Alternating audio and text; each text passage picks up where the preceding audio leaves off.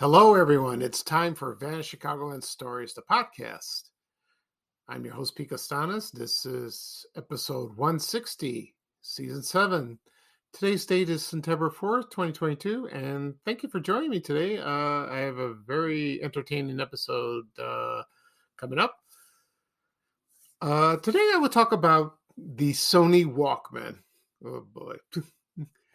I have owned this particular product, and so have other people during the 80s and the 90s and so on and so on. And I will talk about my memories of owning this, a little history background of the product. Also, I will talk about Children's Bargain Town, USA, the toy store that was in Chicago. I talked about this in a previous podcast episode, believe last year, but I'll talk about more about it and my memories of this wonderful toy store. But right now, the program will go into a commercial break. And this program is brought to you by Kodak, the Handle Instant Camera. I remember this. And when I was surfing the net, I saw an ad of this. Oh, I got to find a commercial. And I did. And this commercial is from 1977. So sit back and enjoy. And I'll be right back. Thank you, everyone. Kodak's got the instant camera you've been waiting for. Instant color photographs, that's what the handle's for. So carry on. Carry on. Let yourself go. Let yourself go. Grab onto the handle at a low, low price for dry, self-timing color pictures that happen in minutes, right before your eyes. Grab onto the handle and carry on. The Handle, Kodak's newest and lowest priced instant camera.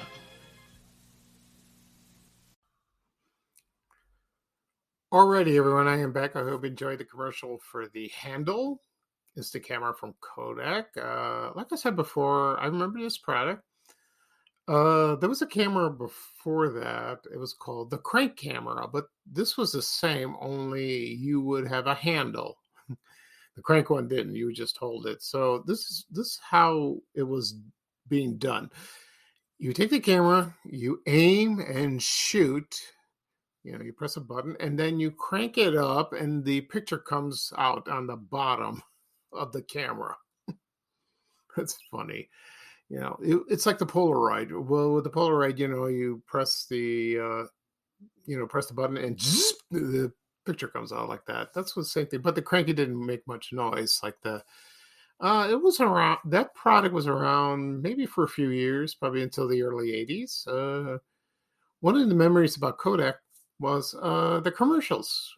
Wonderful commercials. There was one I remember. Mark Hamill was in one. This is before Star Wars. He was in there, and I don't know who the young lady was when he took the picture. I forgot. And also the spokespeople for Kodak during the 70s, probably the early 80s, were Michael Landon from Little House on the Prairie and Bonanza. Also Dick Van Dyke. And there's a lot of commercials. You can find them on YouTube. Do a search. And they were fun, and especially Christmas time. So they were... It's a nice, warm feeling to see those. Okay. At the beginning of the program, excuse me, I said I was going to talk about the Sony Walkman and Children's Bargain Town, USA, the toy store. I will talk about the Bargain Town first, and then I will go into Sony Walkman. I talked about the store before, previous episode, but I'll go into more detail. So I'll give you a little history of the store, how it got started, and it was founded in Chicago in 1957 by a man named Larry Hochberg, and he wanted to. He had an idea that middle-income families wanted to buy toys for their children, expensive. And, kids always want a new toy. They always do that. And sometimes they would buy toys at department stores like Sears, Montgomery Ward, Marshall Fields, of course, Weebles. Also at Kresge's and Woolworths, wherever any department store had. And then it, like I said before, it opened in 1957. It wasn't called that, Bargain Town, not Children's Bargain Town. It was called Children's Supermarket, Bargain Town, USA.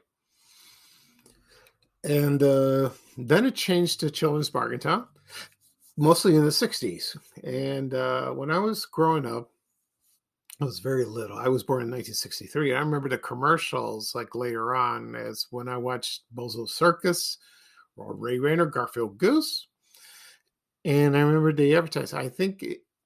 I know it was Ray Rayner or Ringmaster Ned from Bozo Circus. It was both of them, I believe. And they did the slogan of the toy store, and it was Bargain Town, Bargain Town, Bargain Town. I remember that. And I remember one show on Bozo Circus, Ringmaster Ned said that. I think he did. I don't know if Bozo said it. Maybe. I can't prove it. So the only Bargain Town I remember when I was growing up in the 60s, I lived in the South Shore neighborhood. It was located in South Chicago. It was a little south of the neighborhood. And the address was at 3041 East 92nd Street. I think that, yeah, 92nd Street. And that's right near, I'm trying to remember, South Chicago Bank. And I think Goldblatt's was there. It was on Commercial Avenue. And my mother and I and my brothers, we took the bus one day. It was the number 27 South Deering bus. I remember that, the CTA. And we, because she went to Goldblatt's to go shopping. Either that or she had to go downtown, but she didn't want to do that. And this was closer. That Goldblatt's was big store. And then we went to Bargain Town one time. And the funny thing is, while we were on the bus, I remember passing, the bus was passing a building, and it had a billboard, a small billboard on the side of the building, and it said Children's Bargain Town. And it had that man, that floating head, with the big hat, with a big smile. They used to scare me a little bit, but and he would say, "It's terrific." So he did that. But I don't remember if my mom bought me a toy there. I don't think she did. We were looking around. I remember seeing bicycles on display. I saw dolls, Barbie dolls, dolls from Ideal Toys, board games from Milton Bradley. A lot of them like that. Kind of cool. And it was a good store. And of course, I have a Facebook page of Children's Bargain Town. I haven't posted anything in a while, but it is there. But there's a lot of photos I posted over the years, and if you'd like to look at the page, help yourself. It's kind of nice. I posted some logos, some ads, and certain toys that I remember when I was little. And then in 1969, Larry Hochberg sold Bargain Town to Interstate Stores. I never heard of this. And then all of a sudden, I think, and I don't know the whole story of this, and then Toys R Us bought it. And Toys R Us was founded in New Jersey, and then from like the 70s all the way to maybe about the 80s, it was Toys R Us, a Children's Bargain Town. You see in the ads, you see in the buildings. And but it was still called Bargain Town, Children's Bargain Town. Most people who grew up in Chicago in the 60s and mostly in the 60s and the early 70s, they called it Bargain Town, not Toys R Us. And so I found a ad that listed all the locations. So I'm going to read off quickly like that. And one was at, I couldn't read it, this was on Lincoln Avenue. And North Lincoln, I'm not sure about the exact street. The other one was in Niles, also on Milwaukee Avenue. And let's see, also there was one in Melrose Park and another one in Milwaukee Avenue. I'm sorry, I'm going to start at the beginning. One was in North Lincoln Avenue. Two were in North Milwaukee Avenue. One in Niles and one was at 3023 North Milwaukee. Yeah, and the other one was in Melrose Park. The other on the south side, there was at 63rd and Cicero, right across the street from, well, not across the street, but near Midway Airport. I remember that. That building is still there. It's still there. Amazing. That's amazing. And the other one was, which I mentioned before, it was at 92nd Street in the South Chicago Avenue. And in the suburbs, well, I mentioned there was one in the house, but there was one in Calumet City. A lot of people remember that. And there's a photo of that somewhere on the internet. Also, there was one 1600 Deerfield Road North. And there was one that opened in Schaumburg in 1971 on East Gulf Road. And the ad featured Ray Rayner was doing an appearance there. And yeah, he was doing an appearance. And I posted this ad a long time ago, and it was kind of cool like that. So it was a grand opening of that. So it's at Children's Bartown, Toys R Us, grand opening like that. And there was one, it wasn't Bargaintown that opened. It opened in Burbank, Illinois, right near my old neighborhood. That was there for years, but it was Toys R Us, Children's Bargaintown. And I went to that store a lot during the 70s. And one day before I moved away, I went to visit the store to see, I love to go back and see how toy stores are, how it's changed everything. Because they have electronics. They still have board games. They had dolls, bicycles. They had that. But electronics came, like Atari or Nintendo and all that. And so that was kind of cool. Then Toys R Us changed. They went out of business. And they filed for bankruptcy in 2017. And in 2018, they closed all the stores all over the world. And some closed about maybe last year, maybe little ones like that. But last month, in August, they announced they were bringing it back. And they're going to open about 400 stores in Macy's department store. So that's kind of nice. That's wonderful. And so who knows? Maybe it'll be successful and it'll go back to the old days. It'll be independently owned. It'll be like a standalone store. But we'll see about that.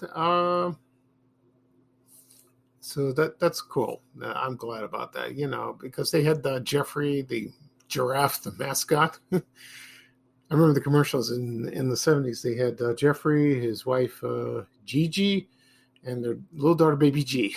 I remember they were dancing, You can find those commercials on YouTube. It's kind of funny like that. And the founder of Toys R Us his name was Charles P. Lazarus. He did that. And he opened the store. It was called Children's Bargaintown. It was called that. In Washington, D.C. He started it. But Toys R Us started in New Jersey, I believe. Or I think it's their headquarters. It's convoluted like that. The best time to go visit a toy store, of course, is Christmas time. When I was a kid, I looked forward to that. Oh, it's a beautiful time. It's a beautiful time to be a child, to get toys for Christmas. It's kind of nice. So Children's Bargaintown vanished in Chicago. But one other interesting thing about Larry Hochberg, in 1971, he opened Sports Smart. And then the first store opened in Niles, Illinois. And that was in business for a long time, probably until late 90s, early 2000, something like that. And I remember the Sport Mart that I remember was at 95th Street in South Cicero and Oak Lawn. And I think that closed and it turned to Nelson Brothers. I think. I'm not sure. But I remember the Sport Mart there. That's a cool store. And I remember the commercials, the advertising, even during the sports games, mostly basketball and hockey and all that. Okay. Next up, I'm going to talk about the Sony Walkman. Oh boy! And this This came out in 1979. I don't know if it came out in the United States in 79. I think it came out later, but it's originally from Japan. So I'll give you a little history of that. So here we go. Okay, and the Sony Walkman is a portable audio player, and it was manufactured by Sony in 1979. And at first, it was not a radio; it was just a cassette. So if you had cassettes like I did in the 70s and 80s, and it's portable because we used to listen cassettes either in a car or at home, for a cassette player. But this was convenient for if anyone is jogging, walking, or going to visit somebody. You just take your Sony Walkman, plop in a cassette, click it, to close, and hit play, And it had the buttons fast forward, stop, pause, reverse, But I don't know if it had a counter. Maybe it did. Maybe later on it had that. And so I owned one. I remember buying one, probably early 80s. I don't remember what store. I believe I bought my first Sony Walkman at Radio Shack at Ford City. I think it was there. I could be wrong, but it was, I don't know what color. It was silver, and I had a lot of cassettes. I couldn't wait to take it home and open it and start playing. And I didn't collect much cassettes. I've had very few tapes. My brothers had a huge collection, and I borrowed some of their tapes. I played that. And I was walking around or going in the neighborhood, but I bought this during when I was in college, when I attended Daily College, and then I went to DeVry. And sometimes I used to bring it with me on the bus when I went to school, going to DeVry. And then I had it for quite a while. And then it just stopped working, and I threw it out. All that. So right now I'm going to play a commercial for the Sony Walkman. This is from 1981. And I found this on YouTube. If you want to check it out on YouTube, please do. It's very entertaining. So here's the Sony Walkman commercial from 1981. Thank you.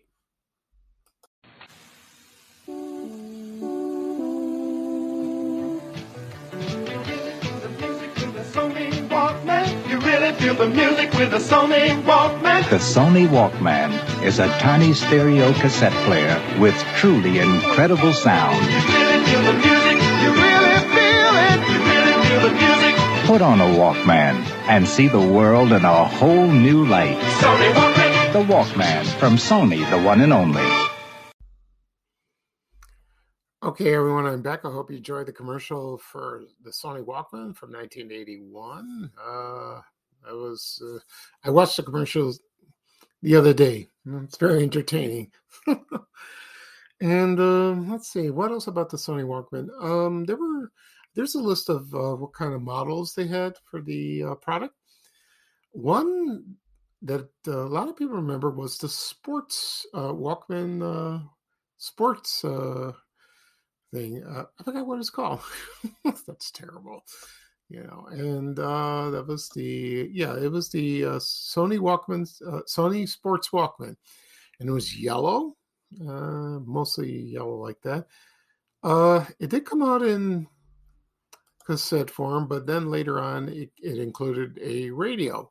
Also, first FM or AM. I think it came out AM and then FM and then together. And so that was a very popular product of that. And the original Sony Walkman was called the TPS-L2, introduced in July 1st, 1979. So that was probably in Japan. I don't know if it was available in the United States, maybe. But back then it was pretty expensive, they were, and then as the time went on, the prices dropped, and then you bought that. And let's see, also there was the radio Walkman that was with the FM radio that it was introduced in 1980. And also They had a video Walkman that was released in 1989. Before that, it was the CD Walkman. Sometimes it was called Discman. When the CDs were introduced in, I believe, 1982, and that became very popular. Of that, it was just no radio. No, it was just you put your compact disc. I bought one later on, probably in the late 90s, because I had a lot of CDs at the time. This is before iPods. So I bought one and I kept it for a long time. I don't know what I did with it. Probably it's broken, so I threw it away.